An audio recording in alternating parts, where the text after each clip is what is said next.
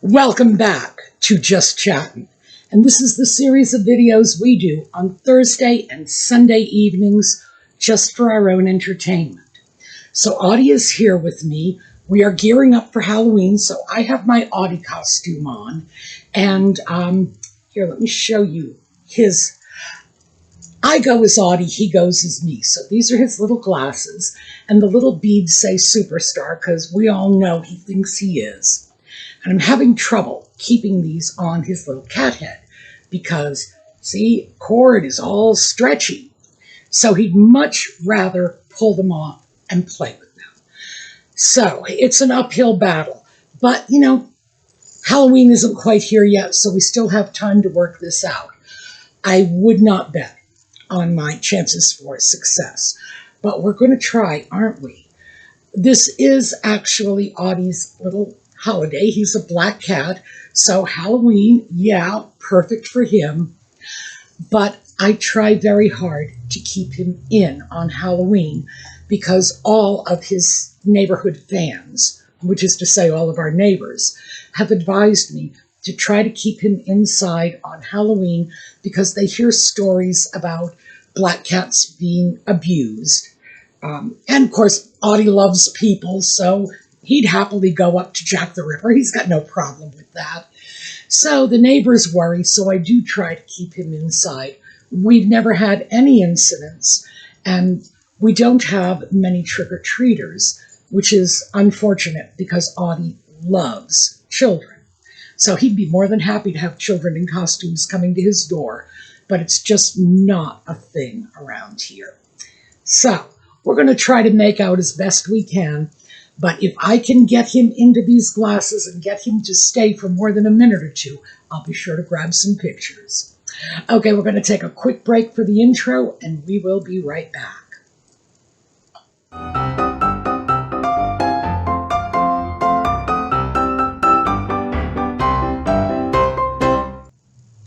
So, we have a couple of dastardly dukes to talk about this evening. And let's start with the sock puppet. Because Harry did an interview, a podcast, with someone named Hassan Minhaj. Not sure who he is. Frankly, don't care.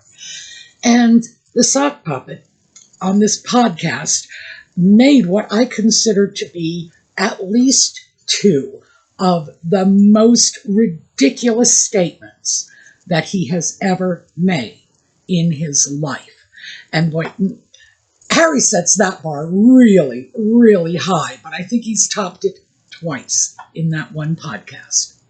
So let's start with the fact that he has now gone on record saying that social media problems are the most harmful that our society is facing. What's our biggest problem? Social media.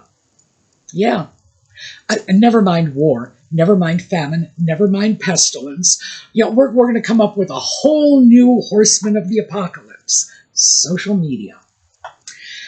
And the problem with this, of course, is what his real agenda is, and I'm sure we all know this, is censoring any opinion that contradicts his own opinions. Now, I try very hard not to examine the sock puppet's opinions too closely. Whenever I do, I can actually feel my IQ dropping. But this time, oh yeah, we're going to go off on a crusade, clean up social media. Why? For the sake of the children. Because apparently this is the worst thing the children are facing. And he seems to think that social media is this new threat to the children. No, it is not. Anything you can ascribe to social media could have been and was ascribed to television, to life in an urban environment, to life in the country, etc., and has been since like the dawn of time. Same problems, different window dressing. Children get bullied on social media. Honey, I'm a baby boomer. We bullied in person. We got bullied in person.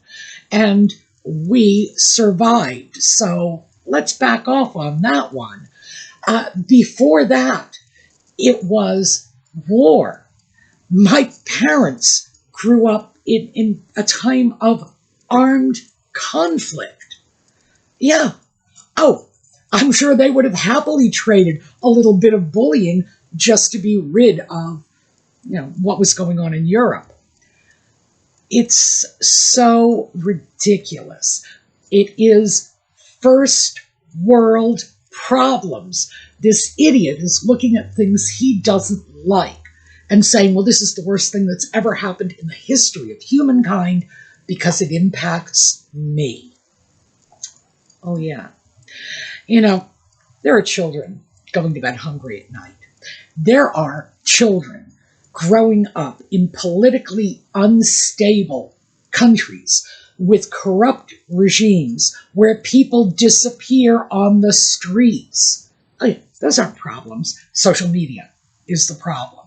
Yeah, it's like, well, never mind starvation and political oppression, because those are not big deals. Why? Because they don't impact the sock puppet. Social media, however, does impact him. Why? And we all know this because the criticism of Nutmeg and the sock puppet started with social media. It was posts on Reddit, on Quora, on Twitter/X, Facebook, Instagram, YouTube. This is where it started, where it gained momentum, and where it is alive and well today. But he cannot bear that, so naturally we have to censor it for the children.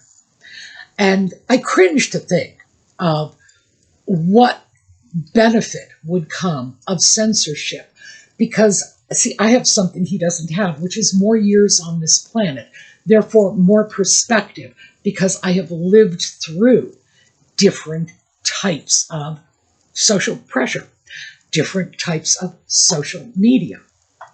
And there was a time in my lifetime, in the lifetime of many of you out there, when we had 3 commercial television networks in the US. I believe you folks had 1 in the UK, plus we had PBS. That was it. Those were the voices we heard when we turned on our television set. Now we've got cable TV, we've got YouTube, we have thousands of voices, literally thousands, possibly even millions. And we can choose. We are no longer getting all of our information from a scant handful of sources that were in large part accountable to the government because they were so hampered by censorship. Frankly, their version of censorship was to keep sex off the airwaves, to keep profanity off the airwaves. But they also had a certain political agenda. Leave It to Beaver was fine, but something like Married with Children, remember that show? Nutmeg talks about growing up on the set. You really think that could have been shown in the 50s? No.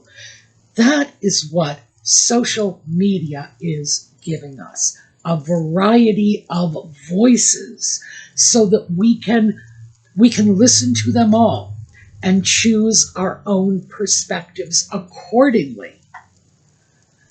No, sorry, Harry, this is not a major threat to anybody except you and people like you who only want your version of the truth out there and accessible to the public.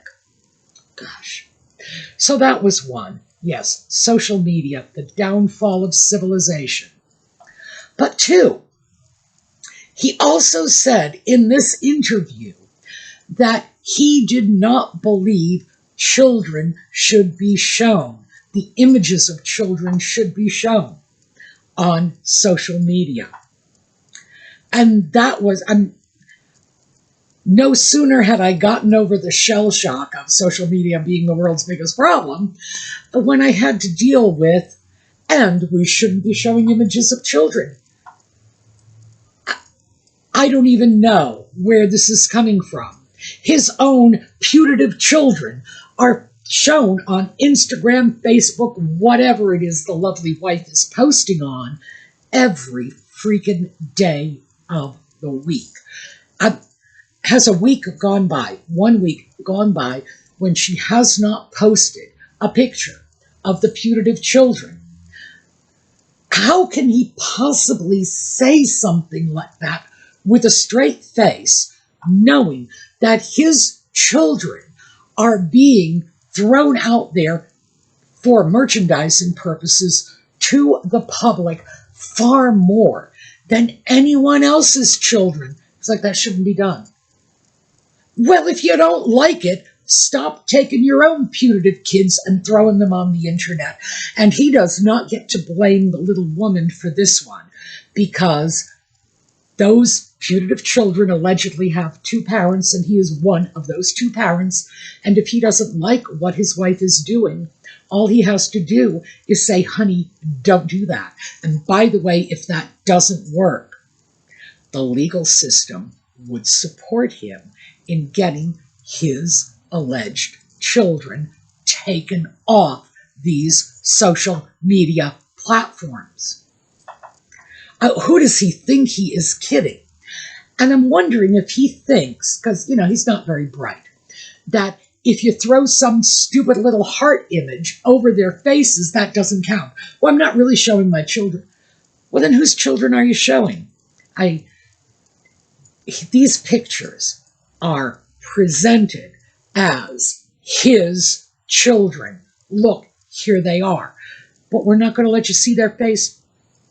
All right. I know most of you are already here for it, but is he so stupid that he thinks the kinds of people who have inappropriate interests in children are fixated on their adorable little cherubic smiles or their sweet little wispy eyebrows? Whoa, not even close. The fact of the matter is, his children are out there for everyone. If he thinks that disguising their faces is not putting their image out there, what distorted reality does he live in?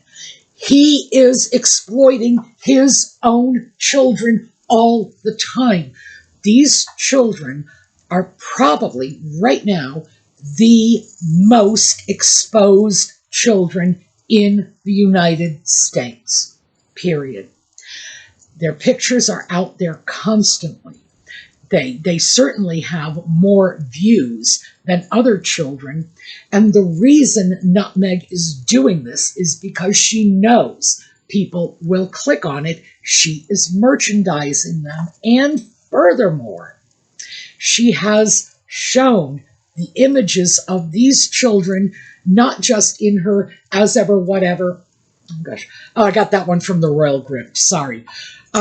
At least I will attribute it, but I still think of it now when I hear as ever. I'm still thinking as ever, whatever, from the Royal Grift. So the children are shown on her Netflix show. The children were shown on the Sock Puppet and Nutmeg's Harry and Meghan special. So how can he wash his hands of this? He's in some of these photos himself. The last batch of photos, he was in them, in the pumpkin patch, hauling the little wagon along with the little putative child in it. How can he say children don't belong on social media while he is doing this? This is craziness, absolute craziness. And the problem I have with this is, obviously it's crazy like a fox, because on the one hand, he is merchandising his children to the full extent possible. And he is merchandising his own position with his ridiculous virtue signaling about how he is protecting these children from exploitation. Whoa. It's like pick a lane, Harry. I found that to be, well, I found it appalling on one level, but laughable on the other. And the reason it is appalling is because the man claims to know the dangers of throwing images of children out on social media. I was a social worker. I know too.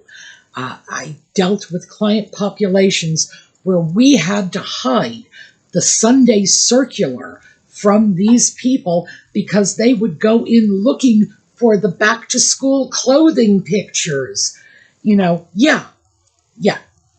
I would never put a child of mine on social media, and I strongly advise all of my friends not to do it.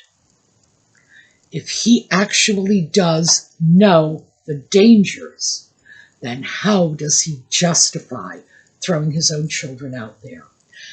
For the dark fantasies of some, who knows what people are thinking when they see pictures of children on social media. Grant you, most of us think, oh, isn't that a cute little kid? Unless they're looking at not Meghan the Sock Puppet's children, in which they look at this and say, I wonder whose kid that is, and why are we only seeing the backs of their heads, and will somebody please take them out of those grubby pajamas and actually take them to the store and buy them some real clothes? Or brush their hair. But this is just insanity. And the more the sock puppet talks, the more he contradicts himself one breath to the next. And the more I wonder if he is really, not okay upstairs. So that's the sock puppet. Let's move on to the next dastardly duke, and that is Andrew. I almost said Edward, which I did not mean. Andrew, I have finally finished Entitled. Oh, and let me show you why it took so long. I needed to do this with a magnifying glass. Have you ever seen such small print? As soon as this comes out on a regular Recordings for the Blind style audiobook, I'm definitely going to get it. If you have not gotten it yet, do get it. If you are just waiting for the paperback, I would say sure, because I'm waiting for the paperback too. Now that I am through with the book, I would have to say that although I always considered Prince Andrew to be a rather pampered, indulged, self-involved nitwit, I never actually thought he belonged behind bars. Never thought that. Now I do. And by the way, I should also say this has nothing to do with what had gone on with Virginia 2 Free, because Andrew was never charged with a crime or convicted as far as that goes. So no, I would like to see Virginia's story subjected to cross-examination, which we will never get at this point, before I would say, yeah, Andrew belongs behind bars over that. So that's off the table now. However, his financial dealings are frightening. We are talking about a man who, according to Lownie, has taken money from countries that are enemies of Great Britain, countries that they don't voluntarily deal with, taking money from people that he was involved with as part of his job as representing UK trade interests, taking payoffs, feathering his own nest. By the way, so was his former wife.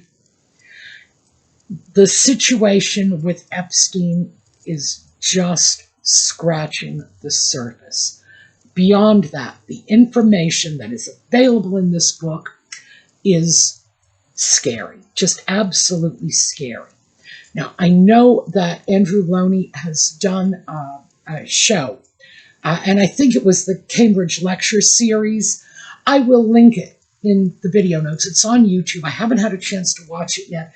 As I say, I've just read the book, but I understand he is providing a synopsis of the material in the book. Unbelievable. Now, I have read Lownie'ss other works, not all of them, but 2 of them, so I know how good his research is, and I also know that if he can't back it up, it won't go into print. So I am taking him at his word regarding the allegations he has made, and there needs to be an investigation. And I am not talking about Jeffrey Epstein and sex scandal investigations. I am talking about investigations by the U.S. Justice Department, because a lot of this took place on U.S. soil, and by whatever M.I. James Bond agency in the U.K. does this sort of investigation, because this man is a criminal. This man should be investigated, and if any of these charges can be substantiated, he should be sent to jail. That's all there is to it. It is so dirty. The finances, money laundering, taking bribes, what looks like either embezzlement or profiting from embezzlement, payoffs going through his daughter's accounts. By the way, we had this talk the last time we discussed Andrew, and it does look like he was laundering money through his daughter's accounts. Fergie, oh my gosh, she is up to her eyeballs in it. But again, we've known this from long ago, when Fergie openly admitted that she was soliciting bribes in order to introduce people to Andrew. We know that. She was perfectly willing to do it, and she owned up to that. And I will give her credit for that. She did not lie about it. But, of course, she couldn't. But still, credit where it's due. Other people have lied about more obvious instances of fingers in cookie jars. This is scary, scary stuff. The bribes, the payoffs, the using his position representing the UK for his own benefit, for the benefit of other people, many of whom were not friendly to his country's interests. This is utterly appalling. So what I'm going to do, as I say, is I'm going to give you the link to where Andrew Lownie himself gives you a synopsis of his book. I would say listen to it in his own words. I have not heard that yet, but I can only assume, since I've read his own words, that it's going to be entertaining or frightening. But I know Lownie has said he believes Andrew should be tried, that there should be criminal charges brought. I believe, yes, there should be. I think that, especially for our UK friends, please do look into this. And I'm sure you will come to the same conclusion. Your government needs to investigate. My government also needs to investigate, because this was taking place, at least some of it, on U.S. soil.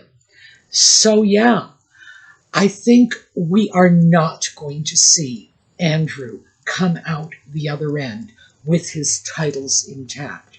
I do think that someone, either Charles, which I doubt, or Parliament, and it may come to that if those, MI whatever agencies start to look at this, someone really needs to do this, and I believe at this point someone will.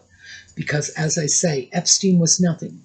Epstein was boys will be boys, having relations with underage girls. This is criminal.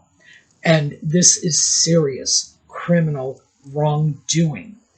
He has been caught outright, as I say, taking bribes, profiting from embezzlement, or possibly even involved in it himself. Absolutely laundering money. And I cannot imagine that he has declared even a fraction of his ill-gotten gains on his own tax records. So yeah, And remember, that's how we got Al Capone, false tax records. So yeah, could he end up behind bars? I think it's very, very likely. I really do. I think that this is not the time in which the British people are willing to protect members of the royal family from the consequences of their actions. There was a time when people would have looked the other way and done this whole boys will be boys kind of thing. Are they still willing to do this? No, I don't think so. And this is so dirty. It is just so dirty. So I wanted to throw that out. If you have an interest, because this channel isn't particularly focused on the wrongdoings of Randy Andy, if you have a particular interest in this, let me know in the comments, and I will read you passages straight out of the book. It is bad. Very, very bad. Now, if you have an opportunity to get the book yourselves, I would say go for it. And if you're waiting for the paperback because he's promised more information in that, hey, I'm waiting for the paperback too. So just make sure you support this writer, because if we do not support the people telling the truth is going to become a very small, very tiny voice in the wilderness. All right, that is what I have for you. I hope to see you all again next time. We're going to watch a slideshow on the way out. Meanwhile, have a terrific day.